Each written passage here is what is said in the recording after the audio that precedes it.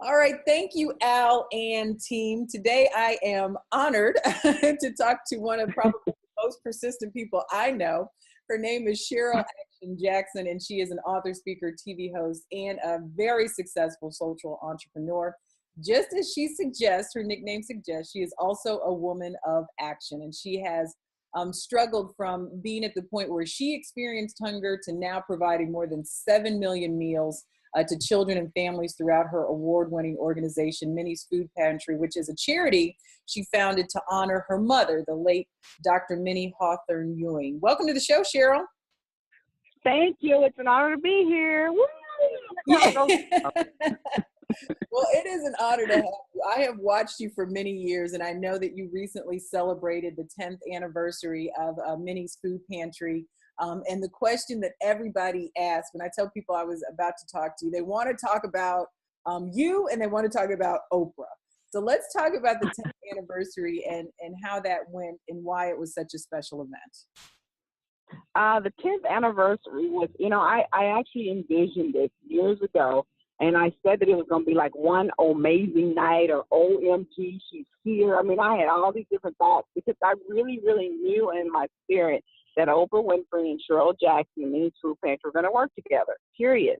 And whenever I get something in my spirit and whenever I visualize it, then it's up to me to just do the work, take action, and believe. And because it was Oprah, everybody kind of like laughed. I think my staff, et cetera, believe, but for the most part, though, people are like, you think Oprah Winfrey's going to come to you, you're this plain old girl from Plain Texas, why would she say yes to you, you know? And I say she said yes to her. So, and let's be for 10 years. Yeah, you're breaking up a little bit, but I think the interesting thing is because we're connected in real life, but we're also connected on social media. And so whenever I look at Twitter and you pop up, there is something about you and Oprah. And I think that, for a while people got the impression that you all were already connected. But really, right. This is like a 5-6 year mission of yours to make your 10th anniversary visualization come true. Right. Oprah and I connected actually June 2003. That was our first interaction. As a matter of fact, I had harassed this publisher of the small local newspaper to give me an article so that I could go to Oprah's first Live Your Best Life tour in the city of Tampa, Florida, and I was going to get an interview with Oprah. Again, visualizing. I left Plano, Texas, flew to Florida with 7 of my friends who thought, oh, my God, you can't go by yourself, and this is really crazy, Cheryl. But I had me a literal column that was probably 300 words or less, and I told that man, I said, I'm going to get the interview with Oprah Winfrey, and that's the first person I ever interviewed with Oprah Winfrey. That is. And so now take that 15 more years, right. And in 15 years, this has been me building a relationship with Oprah Winfrey for 15 years. And of that 15 years, 8 of the years I spent asking her to come and support Minnie's Food Pantry to the tune of a no. And I was just like, what is wrong with her? Does she not see what I'm doing? Does she not know what to do? Right. No. And then I got this, while I applaud the work that you're doing, no. I'm like, dang, well, it's more than a no. And when she did that, I was like, okay, we're getting closer. We're getting closer. That was your fault. And I'm just really honored that she would use her voice, her platform, and help me make noise about what hunger looks like in our community and how we should treat people who are hungry. And I really was happy about her sharing her own story, because the truth of the matter is that hunger is not just a person that's on the edge, holding up that we'll work for food sign. That's not hunger now. Hunger is the person that's sitting in a booth or cubicle right next to you that's making $15 an hour but has 3 or 4 children and can't make ends meet. Hunger is a person that gets an expensive, medical bill and it throws everything off.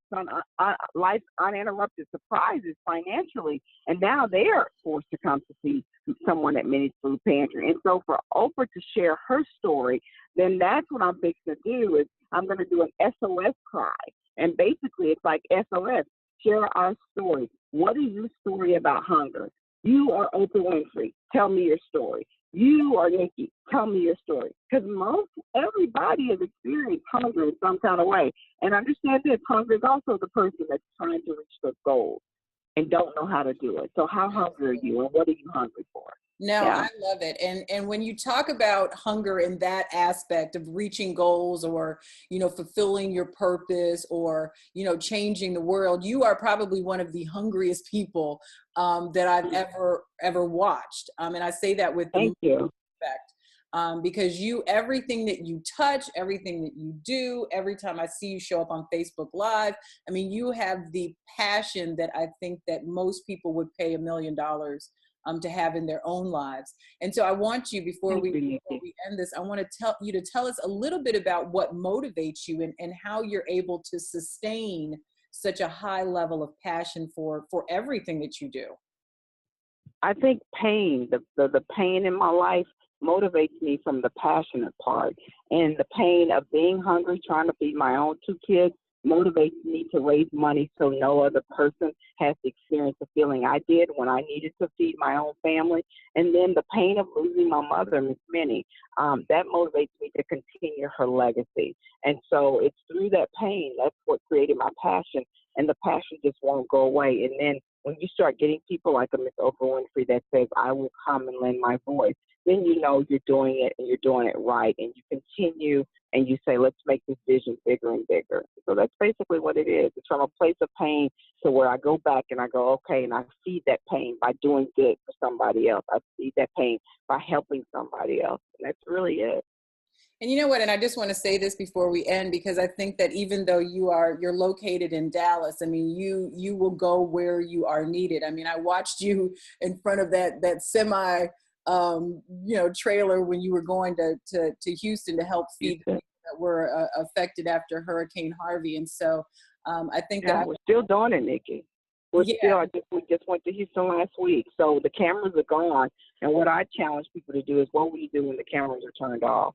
Because those cameras are gone, those senior citizens and everybody else still needs our help, and nobody's there. But we keep going. We got another year. I committed to a year. I got a couple more months, and I'll fulfill my promise. Okay, well, I'm glad you updated us on that. So you guys can definitely check Cheryl out on social media. She's very active on Facebook and Twitter, but you can also go and learn more about Minnie's Food Pantry at minniesfoodpantry.org, where you can donate to keep this mission going and thriving and growing. Like I said earlier, 7 million meals to children and family, throughout the time that she's been doing this, and we have so much more to do. So thank you, Cheryl. Yes, ma'am.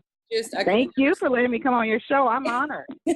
Well, I could never say enough about you. I really could not. So thank you. I learned from you. I promise you. Thank you, Nikki. All right. Thanks, Al. Back to you.